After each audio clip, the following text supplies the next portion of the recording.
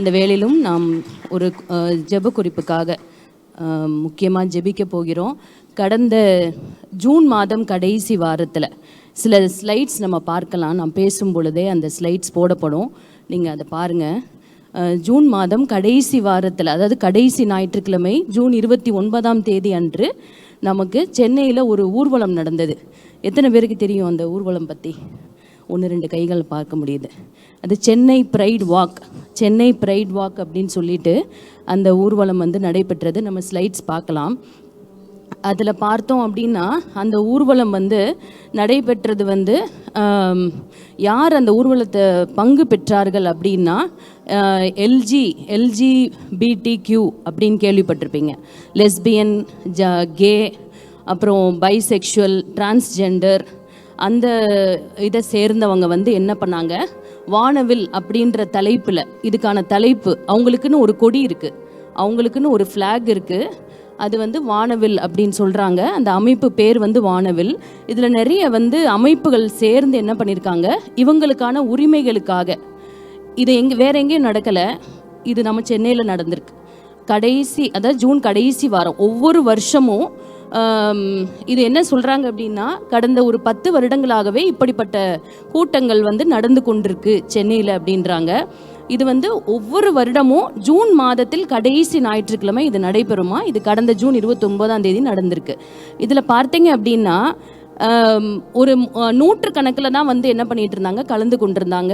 ஒரு 2 வருஷத்துக்கு முன்பதாக வரைக்கும் 300 பேர், 200 பேர் அந்த மாதிரி வந்து கலந்து கொண்டிருந்தாங்க. ஆனால் இந்த 2 வருஷத்தில் பார்த்தோம் அப்படின்னா 5000 பேர். இப்போது இந்த ஜூன், கடந்த ஜூனில் நடந்ததில் 5300 பேர்கிட்ட என்ன பண்ணியிருக்காங்க, கலந்து கொண்டிருக்கிறாங்க. சென்னையை சேர்ந்தவர்கள் மாத்திரம் இல்லை, தமிழ்நாடு ஃபுல்லாக இருக்கிறவங்க வந்து இதுக்கு வந்திருக்காங்க ஆதரவு தெரிவிக்கிறதுக்காக. இதில் வந்து அந்த அந்த அடிமைத்தனத்தில் இருக்கிறவங்களும் இருக்கிறாங்க, ப்ளஸ் அவங்களுக்கு சப்போர்ட் பண்ணுற பிள்ளைங்களும் இருக்கிறாங்க. அப்புறம் லிவிங் டுகெதர் கான்செப்ட்லலாம் இருக்கிறாங்கல்ல. ஏன்னா முதல்லலாம் வந்து எப்படி சொல்லுவாங்க அப்படின்னா LGBT அதோட முடிச்சிருவாங்க. LGBTன்னா அது யூஸ்வலாக சொல்லிட்டு இருந்தாங்க. LGனா வந்து எல் வந்து லெஸ்பியன், அதாவது பெண்ணோட உறவு கொள்வது, கே, அப்புறம் வந்து G வந்து கே, ஆணோட, அப்புறம் வந்து பீனா பைசெக்ஷுவல்னா வந்து ஆண் பெண்ணோடையும் அப்படியே மாற்றி, பெண் ஆணோடையும் பெண்ணோடையும், இல்லை ஆணோடையும் பெண்ணோடையும் உறவு கொள்வது. அப்புறம் டீனா டிரான்ஸ்ஜெண்டர், நமக்கு தெரியும். அதுக்கு இப்போ சமீபத்தில் தான் என்ன பண்ணியிருக்காங்க, கியூ அப்புறம் வந்து A+ அப்படின்னு சொல்லி சேர்த்துருக்காங்க. கியூ அப்படின்னா குவேர் அப்படின்றாங்க. குவேர் அப்படின்னா அதாவது வித்தியாசமான பழக்க வழக்கங்கள் உடைய யாராக இருந்தாலும் எங்கள் அமைப்பில் நீங்கள் வந்து இணைந்து கொள்ளலாம். வித்தியாசமான பழக்க வழக்கங்கள்னா அவங்க குறிப்பிடுவது, சிலர் வந்து விசித்திரமான எண்ணங்கள் உடையவர்களாக இருப்பாங்க. அதாவது விலங்குகளோட வந்து புணர்கிறவர்கள். அதுக்கப்புறம் வந்து அமெரிக்காவில் ஒருத்தரை பற்றி சொல்லப்படுது, அவருக்கு வந்து ஒரு கார் இருக்கான். அந்த கார் வந்து ரெட் கலரில் இருக்கும் போல், அவருக்கு அந்த கார் ரொம்ப பிடிக்குமா, அதனால வந்து காரோட அவர் உறவு கொள்கிறாராம். அப்படி ஒரு விசித்திரமான எண்ணங்கள் உடையவர்களை வந்து அந்த ப்ளஸ் கேட்டகரியில், அந்த கியூ கேட்டகரியில் வந்துடுறாங்க. அது இல்லாமல் ப்ளஸ் அப்படின்னு ஏன் போட்டுட்டாங்க அப்படின்னா, நீங்கள் சமூகத்தின் அந்த பேசிக்கை விட்டு, அந்த அடிப்படை, அந்த இது நமக்கு பேசிக்ஸ் இருக்குல்ல, இப்படி தான் நம்ம இருக்கணும், நம்ம சொசைட்டியில் ஆண் பெண்ணை தான் திருமணம் செய்து கொள்ளணும், அந்த திருமணத்துக்கு பிறகு தான் வந்து நீங்கள் குழந்தை பெற்றுக்கொள்ளலாம், அந்த மாதிரியான சில இதெல்லாம் இருக்குல்ல நமக்கு. அதை தாண்டி நீங்கள் வந்து இந்த சமூகத்தின் அந்த கட்டமைப்புக்குள்ளே இல்லாமல் நீங்கள் மாற்று பழக்கமுடையவர்களாக இருந்தால், யாராக இருந்தாலும் நீங்கள் எங்கள் அமைப்பில் இணைந்து கொள்ளலான்றதுக்காக தான் அந்த ப்ளஸ் அப்படின்னு சொல்லி போட்டிருக்காங்க. இது வந்து என்ன சொல்கிறாங்க அப்படின்னா, இப்போ இவங்க வந்து இந்த ஊர்வலத்தை எதுக்கு நடத்தியிருக்காங்க, இந்த ஊர்வலம் வந்து பார்த்தீங்க அப்படின்னா, இந்த அமைப்பு வந்து நம்ம தமிழ்நாட்டில் வந்து ஒரு அரசியல் ஒரு சார்ந்த ஒருவருடைய ஒரு என்ன சொல்கிறது, அவங்களோட ஆதரவின்படி நடக்கிறது அப்படின்னு சொல்லப்படுது. அதனால அது முதல்ல தகர்க்கப்படணும். இன்னொன்று வந்து என்ன அப்படின்னு பார்த்தோம் அப்படின்னா, இந்த ஊர்வலம் வந்து சில கோரிக்கைகளை முன்வைத்து அவங்க வந்து இந்த ஊர்வலத்தை நடத்தியிருக்கிறாங்க. இந்த ஊர்வலத்துக்கு ஆதரவு தரும்படி ஃபாரின்லேருந்து வந்திருக்காங்க. அதுக்கப்புறம் வந்து பெங்களூர், கொல்கட்டா, மும்பை, அங்கேருந்தெல்லாம் கூட வந்து என்ன பண்ணியிருக்காங்க, இதுக்கு வந்து வந்திருக்காங்க.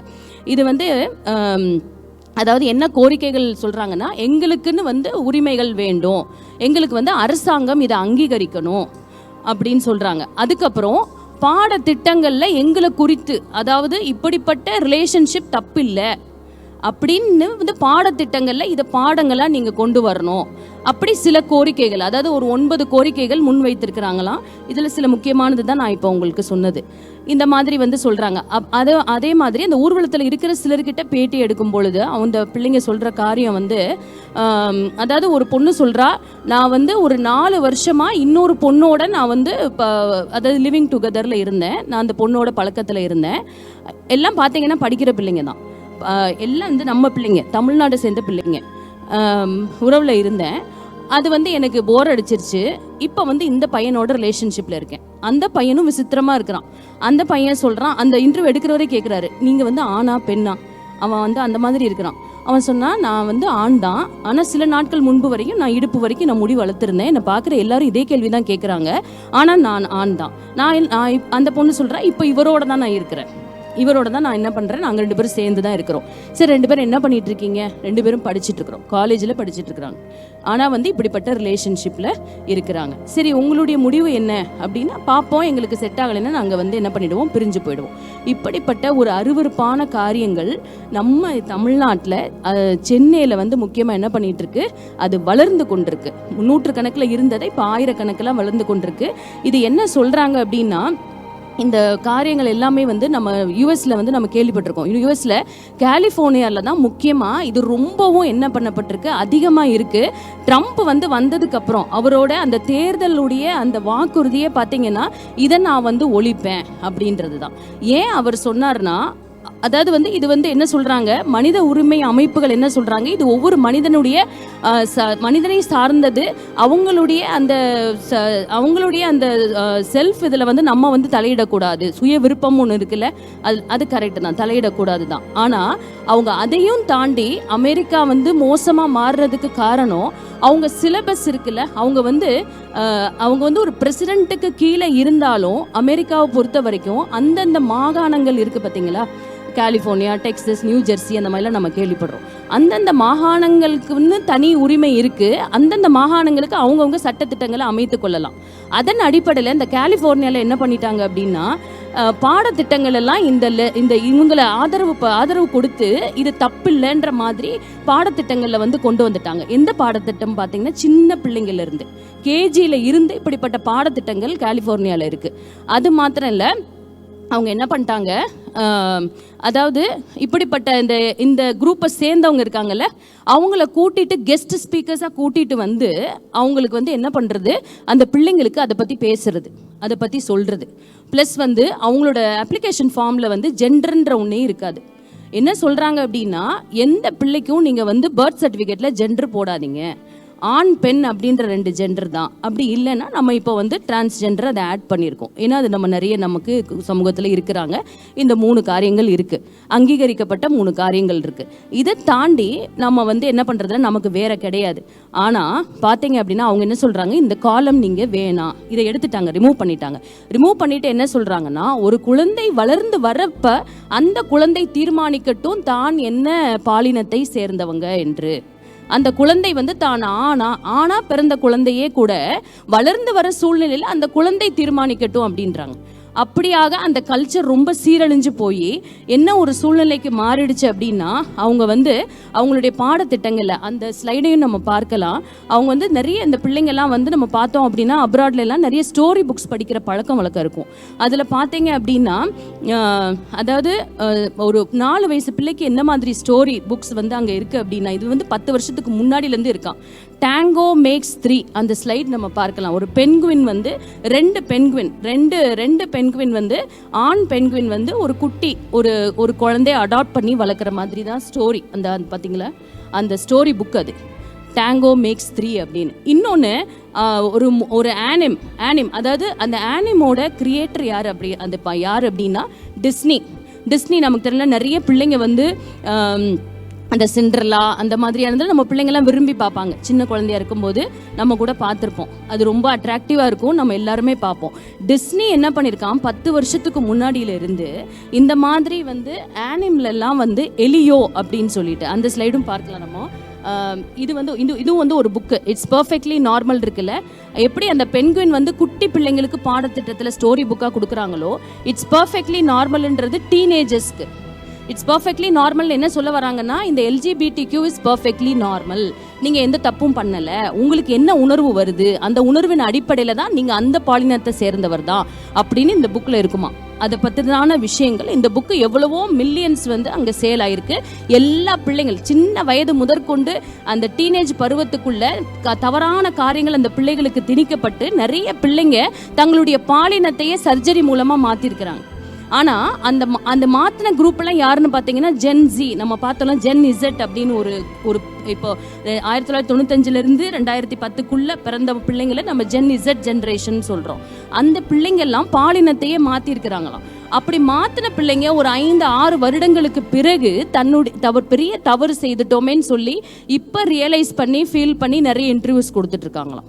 அவங்க வளர்ந்து வர்றப்ப அதை உணர்றாங்க, அந்த தவறுகளை என்ன பண்ணுறாங்க உணர்ந்து பார்க்குறாங்க.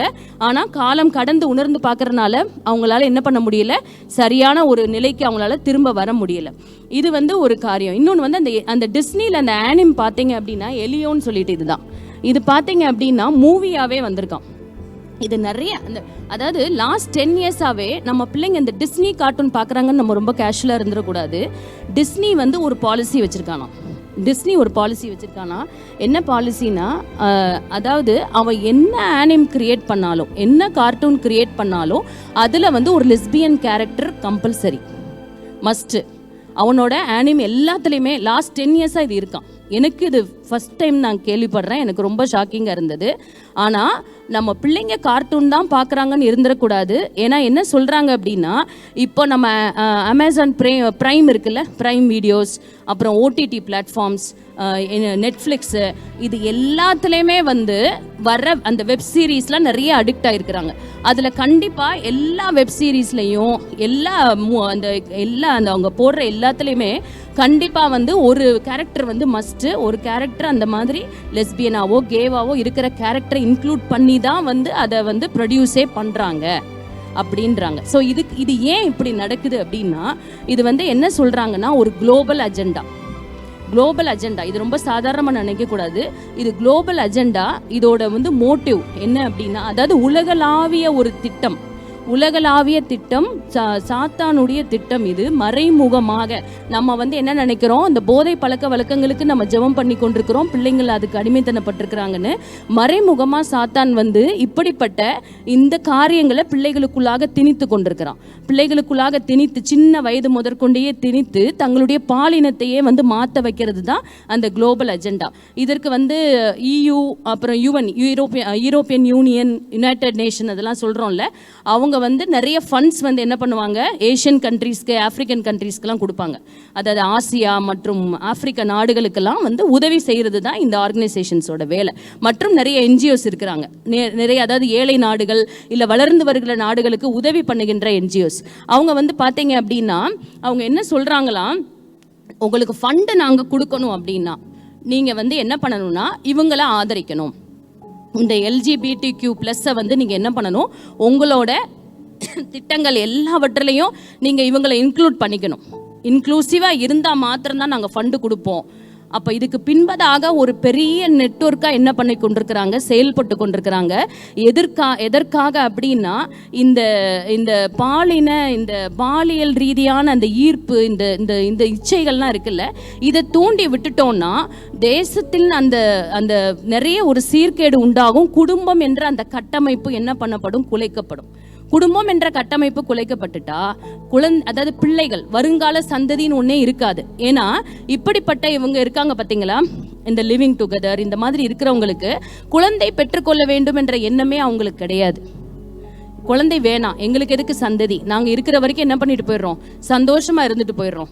ஒருவனுக்கு ஒருத்தினா அந்த கட்டுப்பாட்டுக்குள்ளே இருக்கணும், அப்படி இருக்க வேணாம், எங்களுக்கு பிடிச்ச வரைக்கும் ஒருத்தனோட வாழ்கிறோம், அடுத்ததுக்கப்புறம் நாங்கள் மாற்றிக்குவோம், எங்களுக்கு பிள்ளைகள்லாம் வேணாம். அந்த மாதிரி இப்போ பேசுகிறாங்க, நம்ம சென்னையில் பிள்ளைங்க பேசுகிறாங்க, தமிழ்நாட்டில் பிள்ளைங்க பேசிகிட்டு இருக்கிறாங்க. அதுக்கு சில பெற்றோர்களும் என்ன பண்ணுறாங்க, ஆதரவு கொடுக்குறாங்க. அப்படி ஒரு வீடியோவும் நான் பார்த்தேன். அதுக்கு ஒரு பெற்றோர், ஒரு அம்மா வந்து அதுக்கு ஆதரவு கொடுக்குறாங்க. அவங்க பையன் வந்து காலேஜ் படிக்கிறான், 20 வயசு தான், காலேஜில் படிச்சுட்டு இருக்கான். அந்த பையன் ஒரு பொண்ணோட லிவிங் டுகெதரில் இருக்கானா, அந்த பையன் பேசுகிறான், பின்னாடி அவங்க அம்மா உட்காந்துருக்காங்க.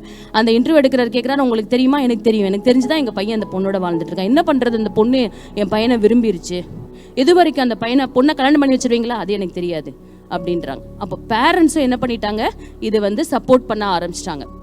அப்படிப்பட்ட ஒரு காலகட்டத்தில் நம்ம இருக்கோம். இன்னொன்று டீபாப்புலேஷன்ற ஒரு அஜெண்டாவும் இதில் ஹிட்டனாக இருக்கான். அதாவது டீபாப்புலேஷன்னா நம்மளுடைய ஜனத்தொகையை வந்து என்ன பண்ணணும், குறைக்கணும். ஜனத்தொகையை குறைக்கிறதுக்கான ஒரு ஹிடன் அஜெண்டா. அதாவது நமக்கு இந்த கொரோனா டைமில் சொன்னாங்கல்ல, இந்த கொள்ளை நோயினால் நிறைய பேர் இறந்தது வந்து ஒரு சீக்ரெட் அஜெண்டா. அது வந்து அந்த பயோமெடிக்கல் வார் அப்படின்னு சொல்லி அந்த வேக்சின் மூலமாக என்ன பண்ணாங்க, நிறைய பேர் அந்த வைரஸை ஸ்ப்ரெட் பண்ணி நிறைய பேர் மரணம் அடைந்தாங்க. அப்படியாக இதுவும் வந்து அந்த டீபாப்புலேஷன், அப்புறம் சமுதாய சீர்கேடுகள், அப்புறம் வந்து இளைய சமுதாயத்தை வந்து தங்களுடைய கல்வி, தங்களுடைய வேலை வாய்ப்பு, தங்களுடைய எதிர்காலத்தை அவங்க வந்து மனதில் வைக்காம அவங்களுடைய சிந்தையை சிதறடிச்சு இப்படிப்பட்ட பாவத்தில் அவங்கள சிக்க வைக்கிறது, அதுதான் வந்து அஜெண்டா. அந்த மாதிரி அவங்க சிக்க வச்சுட்டாங்க அப்படின்னா அவங்களுடைய எதிர்காலம் பாதிக்கப்படும், நாட்டின் வளம் வந்து பாதிக்கப்படும். நாடு எப்படி முன்னேறவே முன்னேறாது. அந்த இளைய சமுதாயம் எழும்பி வராட்டி நாடு வந்து முன்னேற்றம் அடையாது. இது ஒரு மறைமுக அஜெண்டான்றாங்க. இன்னொன்று வந்து ரொம்ப மோசமாக நடந்து கொண்டிருக்கிறது இந்த காரியங்கள். இந்த மாதிரி லெஸ்பியன், இந்த மாதிரி கேஸ்லாம் இருக்கிறாங்கல்ல, அவங்க வந்து என்ன பண்ணுறாங்க அப்படின்னா ஒரு குறிப்பிட்ட காலத்துக்கு பிறகு அவங்க என்ன பண்ணுறாங்களாம், பிள்ளைங்களை வந்து அடாப்ட் பண்ணுறது. சரி, நம்மளால் பிள்ளைகளை பெற்றுக்கொள்ள முடியாது, நம்ம என்ன பண்ணலாம், பிள்ளைகளை தத்தெடுத்து வளர்க்கலாம்னு சொல்லி பிள்ளைகளை அடாப்ட் பண்ணி அந்த பிள்ளைகளை வந்து ஒரு ஸ்டேஜில் என்ன பண்ணிடுறாங்கன்னா, அதாவது வந்து ஒரு ப்ராஸ்டிடியூஷன் வந்து அமெரிக்காவில் இருக்குது, இங்கேயும் இருக்குது. அதாவது அதுக்கு பேர் என்ன சொல்கிறாங்கன்னா ஃபீடோஃபைல் ப்ராஸ்டிடியூஷன். ஃபீடோஃபைல்னா ஒன்றும் இல்லை, அதாவது அடல்ட்ஸ், அதாவது பெரியவர்கள் வந்து குழந்தைகளோடு என்ன பண்ணுறது, உறவு கொள்ளுவது. அப்படியாக இவங்க அடாப்ட் பண்ணுற பிள்ளைகளை அந்த மாதிரி ஃபீடோஃபைல் ப்ராஸ்டிடியூஷனுக்கு என்ன பண்ணிடுறாங்களாம், வித்துடுறாங்களாம். அதாவது கான்ட்ராக்ட் பேசிஸில் அனுப்பிச்சிடுறது இந்த பிள்ளைங்களை. அப்போ இவங்களும் ஒரு வரைமுறைக்குள்ள இல்லாமல், இவங்க தத்தெடுத்து வளர்க்குற பிள்ளைகளும் ஒரு வரைமுறைக்குள்ளே வைக்காமல் இவங்க வந்து வியாதிகளில் மறித்து போகிறதும், இவங்க ஒரு நல்ல ஒரு கட்டமைப்பில் குடும்பம் என்ற கட்டமைப்பில் இல்லாமல் மறித்து போகிற காரியங்கள் வந்து நிறைய இருக்குது. இன்னொன்று வந்து ஒரு அதிர்ச்சிகரமான ஒரு செய்தி இதில் என்ன அப்படின்னா, நமக்கு வந்து தெரியும் ஆஸ்கார் கமிட்டி இருக்குது பார்த்தீங்களா. இப்போ டிஸ்னி பற்றி நம்ம கேள்விப்பட்டோம். டிஸ்னி வந்து ஒரு பெரிய பிராண்டு, அவங்களே 10 வருஷமாக இதை பண்ணிட்டு இருக்கிறாங்க. ஆனால் ஆஸ்கார் கமிட்டி இருக்குல்ல, லாஸ்ட் 2 இயர்ஸாக வந்து அவங்க ஒரு கண்டிஷன், ஒரு க்ரைட்டீரியா வச்சுருக்காங்களாம். ஒரு மூவி வந்து அந்த நாமினேஷனுக்குள்ளே வரணும் அப்படின்னா, இப்போ வந்து பெஸ்ட் ஆக்டர், பெஸ்ட் ஆக்ட்ரஸ் அந்த அவார்ட், அந்த நாமினேஷன்ஸ்லாம் இருக்குல்ல, ஆஸ்கார்ன்றது ஒரு ப்ரெஸ்டீஜியஸ் அவார்ட். அப்போ அந்த நாமினேஷனில் 5 ஆக்டர்னா பெஸ்ட் ஆக்டருக்கு 5 நாமினேஷன் போகுமா, அதே மாதிரி ஆக்ட்ரஸ்க்கு 5 நாமினேஷன் போகும். அப்படி நாமினேஷன் வர்றப்ப அந்த நாமினேஷன்ல வந்து 3 நாமினேஷன் ஆவது மஸ்ட்டு. இந்த மாதிரி LGBTQ இருக்கிற மூவிஸாக இருந்தால் மாத்திரம்தான் அந்த என்ட்ரியை உள்ளே போக முடியுமா. ஆஸ்கார் அந்த மாதிரி ஒரு க்ரைட்டீரியா வச்சுருக்காங்களாம். ஸோ இப்போ தெரியுதா ஹிடன் அஜெண்டான்னு ஏன் சொல்கிறோம் அப்படின்னு. மறைமுகமாக எல்லாருமே உலகளாவிய வகையில் எல்லா அமைப்புகள், பெரிய பெரிய இதெல்லாம் வந்து என்ன பண்ணுறாங்க, இதை வந்து ஆதரவு தெரிவிச்சிட்டு இருக்கிறாங்க. இதற்கு எதிர்ப்பவர்கள், அதாவது வந்து JK ரவுலிங்னு ஒரு ஆத்தர் நீங்கள் கேள்விப்பட்டிருப்பீங்க, இது ஹாரி பாட்டர்லாம் எழுதினவங்க.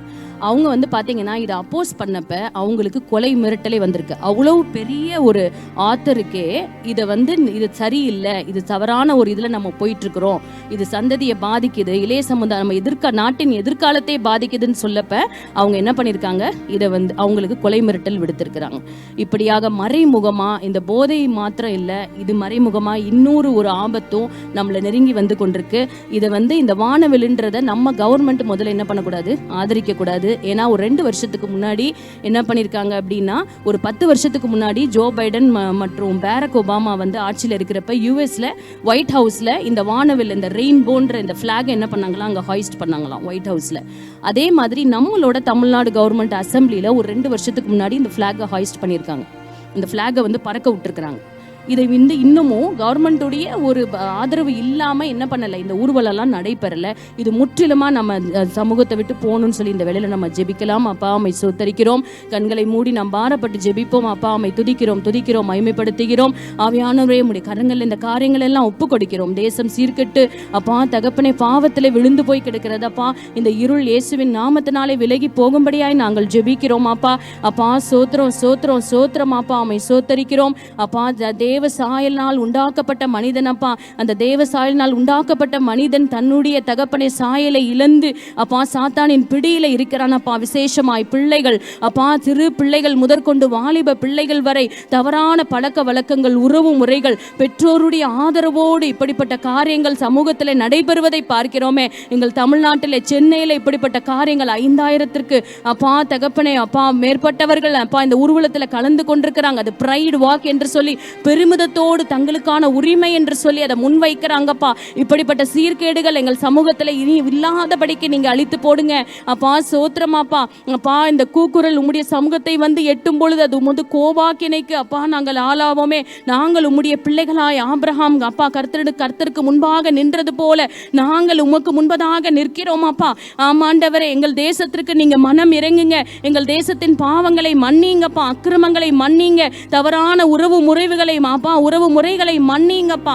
அப்பா ஒரு சுத்திகரிப்பை எங்கள் தேசத்துல கட்டளை இடுங்கப்பா. அப்பா இப்படிப்பட்ட அடிமைத்தனத்துல இருக்கிறவர்கள் மனம் திரும்பட்டும். ஆமாண்டவரே அப்பா, அது சரிதான் என்று சொல்லி தவறான சிந்தையோடு அப்பா தங்களுக்கு தாங்களே அப்பா வகையறாக்களை வைத்துக்கொண்டு அப்பா லிமிடேஷன்ஸை வைத்துக்கொண்டு அப்பா இதுதான் சுதந்திரம் என்று சொல்லி தெரிந்து கொண்டிருப்பவர்களை நீங்க சந்திங்கப்பா, நீங்க தொடுங்கப்பா. அவர்களுக்காக நாங்கள் ஜெபிக்கிறோம் அப்பா. முற்றிலுமா எங்கள் தேசத்திலிருந்து, விசேஷமா எங்கள் தமிழ்நாடு, எங்கள் சென்னையிலிருந்து இப்படிப்பட்ட பாவங்கள் அப்பா முற்றிலுமாய் நீங்கி போடுங்கப்பா, முற்றிலுமாய் நீக்கி போடுங்க. ஒரு சுத்திகரிப்பை கட்டளையிடுங்க. எங்கள் தமிழ்நாடு உங்க ரத்தத்தினால கழுவப்படட்டும். எந்த அரசியல்வாதிகளோ, அரசியல் அமைப்புகளோ, என்ஜிஓக்களோ இதுக்கு ஆதரவு தரவே கூடாதப்பா. இதற்கு ஆதரவு தரவே கூடாது. நீங்க கிருபையா இறங்குங்க, கிருபையா இறங்குங்க. ஒரு மனம் திரும்புதலை கட்டளையிடுங்க. இழந்து போன தேவ சாயலை ஒவ்வொரு மனிதனும் பெற்றுக்கொள்ளட்டும். தேவ பிள்ளைகள் அப்பா, தேவ ஊழியர்கள் அவர்களை சந்திக்க அப்பா நீங்க உதவி செய்யுங்க. எங்களை அவர்களுக்கு நேராய் வழி நடத்துங்க